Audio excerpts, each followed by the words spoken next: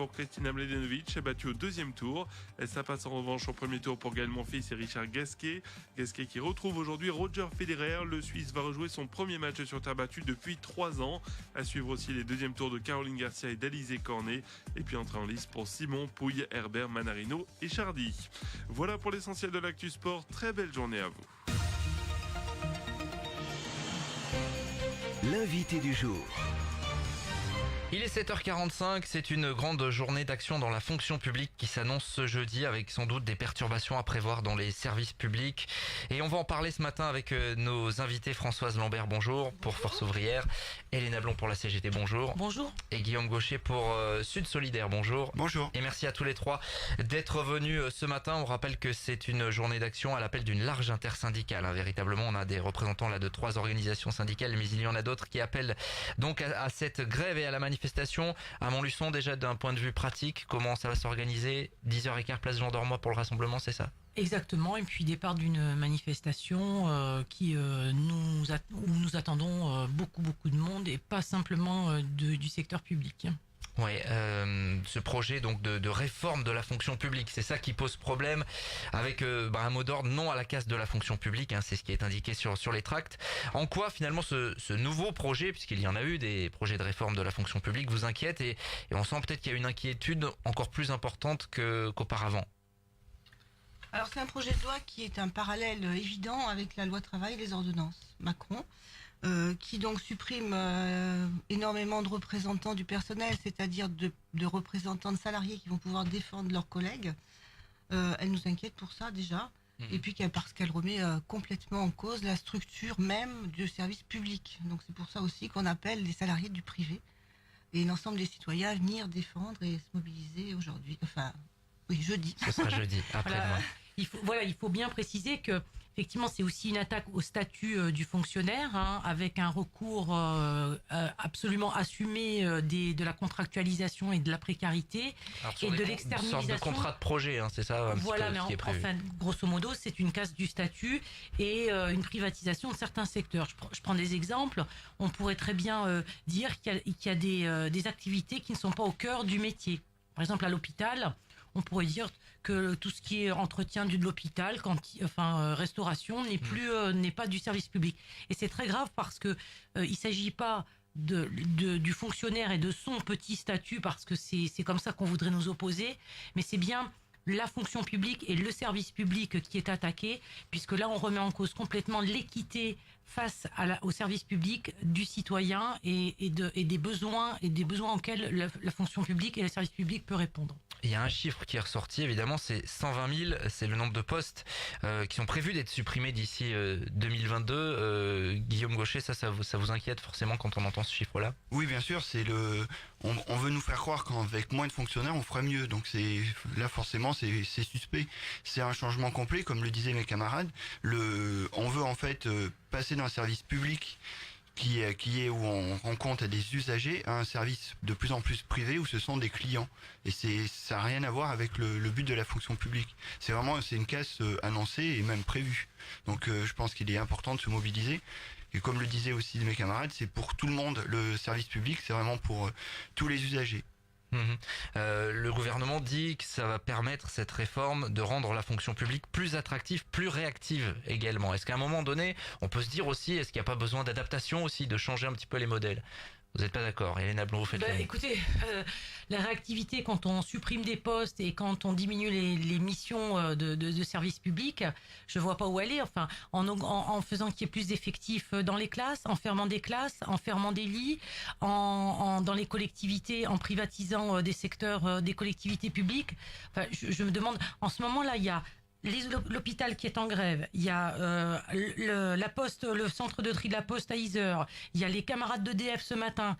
Quand on supprime des postes, vous voyez bien, c'est des services qui vont avoir à payer les usagers et ils vont devenir clients. Ça, faut bien se le mettre en tête, que ce soit l'école, la santé ou nos collectivités territoriales à travers l'eau, les poubelles, enfin toute notre vie quotidienne.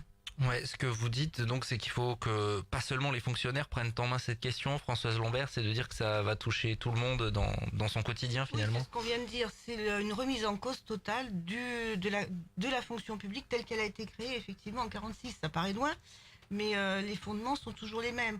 Il nous faut des fonctionnaires sous statut qui puissent ne pas être dépendants du politique et assurer leur mission en temps voulu et au service des citoyens, des usagers que nous sommes tous. Alors donc il y a cette manifestation 10h15 jeudi à Montluçon au départ de la place Jean Dormois, des appels à la grève dans tous les secteurs de la fonction publique, ça concerne vraiment toute la fonction publique. Oui, Absolument. alors il faut le rappeler. Non, absolument. Je crois que tous les secteurs sont partie prenante de ce mouvement. Oui, c'est un mouvement interprofessionnel, intersyndical, public-privé. Et Vraiment. donc les appels à la grève ont été déposés partout et pour tout le monde et au niveau national, ce qui veut dire que tous les salariés peuvent exercer leur droit de grève qui est prévu dans la Constitution. Il faut Y le compris rappeler. des inquiétudes, y compris dans la fonction publique territoriale aussi, qui est pas concernée directement par ce projet de réforme-là, mais si, indirectement. Ah, si, Ils sont dans les ma collègue parlait de pression du politique. Ah bah si, s'il y a bien une fonction publique qui est sous cette pression, c'est la territoriale. Et vous voyez bien que si ce sont des contractuels, des chargés de mission, eh bien on peut penser que, comment dire, la mission du contractuel ne sera pas la même que celle d'un fonctionnaire sous statut, parce que le contractuel va être vraiment mis sous pression par les politiques et leur volonté. Non, la collectivité territoriale sont même ceux qui vont être le plus touchés par le plan de suppression d'emplois. Hein. Il y a pas mal d'inquiétudes aussi dans l'éducation, on l'a vu localement avec des exemples, parce qu'il y a ce projet-là, et puis il y a d'autres projets qui s'agrègent finalement, la loi Blanquer, notamment la réforme du lycée, Guillaume Gaucher, il y a des inquiétudes dans l'éducation, elles se traduiront sans doute jeudi. Oui, jeudi, je pense et j'espère que nos collègues seront nombreux. Je sais que autour de moi, j'ai plus peut-être que d'habitude, du moins que récemment, des collègues qui me demandent où est-ce que est la grève, les manifestations. Il y a vraiment une inquiétude parce que là, je pense que les collègues réalisent, comme la population, réalisent vraiment ce qu'il y a derrière toutes ces lois dites de modernité sociale. Je tiens à préciser que la fonction publique, on nous dit il faut qu'elle soit plus moderne.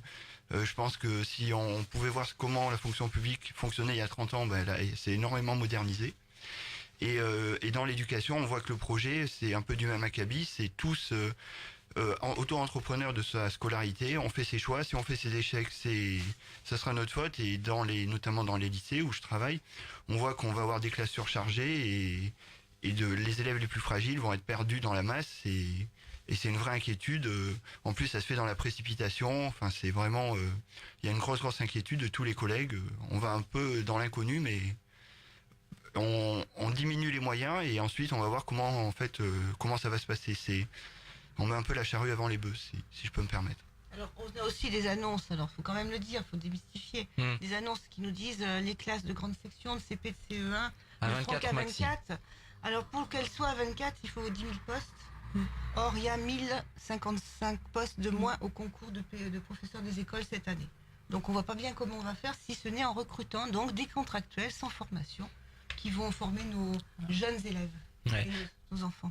Oui, parce qu'effectivement, on peut se dire que cette annonce d'Emmanuel Macron là, avec des classes à 24 maxi voilà, c'est ce que vous demandez, c'est plutôt positif. On le prend, hein. Ce que vous dites, c'est oui, il faut les moyens en face, et là-dessus, on n'a pas la certitude, quoi. Oui, et puis on a vu l'effet dédoublement des classes, pour lesquels, voilà, nous on a rien contre, au contraire. En CPC, Mais voilà, mais on sait très bien que ça a eu un effet de grossissement des effectifs tout autour de ces classes. Et puis on a complètement aussi oublié le milieu rural et ses spécificités. Voilà. Alors la seule réponse serait de faire des grands super directeurs qui seraient les rattachés aux principaux de collège. Enfin, excusez-moi, j'étais encore avec une directrice hier. C'est un projet mais totalement incohérent quand on connaît le fonctionnement des classes. Des inquiétudes aussi actuellement, notamment dans les lycées, collèges. On sait qu'à Montluçon, il y a eu des mobilisations, des inquiétudes qui perdurent. Oui, les suppressions de postes annoncées, les 120 000 postes de fonctionnaires, se déclinent dans l'éducation nationale par des suppressions de postes dans les établissements du bassin montluçonnais. Donc là, qui touchent directement les collègues, alors même que ça se justifie pas par rapport au nombre d'élèves, où c'est pas en ayant des élèves à plus de 30 dans des classes que les collègues vont faire du bon travail, et en plus, on va vraiment avoir l'impression de se moderniser. C'est au contraire, c'est pas moderne, c'est très passé. C'est le projet que l'on porte, je dis, c'est nous le projet de la vraie modernité. C'est un service public qui a les moyens de servir les usagers, de leur donner ce dont ils ont besoin, indépendamment de leurs moyens financiers. Pour terminer, à quoi peut-on s'attendre sur la journée de jeudi? Est-ce que vous sentez monter une participation plus importante parce qu'il y a plus d'inquiétudes? Oui, écoutez, moi j'ai des retours qui sont, c'est comme mon camarade de Sud, on a des retours de collègues ou de salariés plus que d'habitude. Hein. Donc on va voir, mais... Et même de collègues et de salariés qui souhaitent une prolongation de ces mouvements de grève et des grèves qui se continuent pour obtenir satisfaction à nos revendications et surtout le retrait de ce projet de transformation de la fonction publique.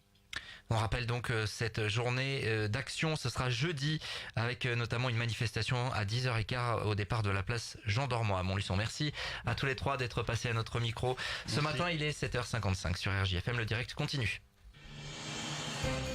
L'invité du jour.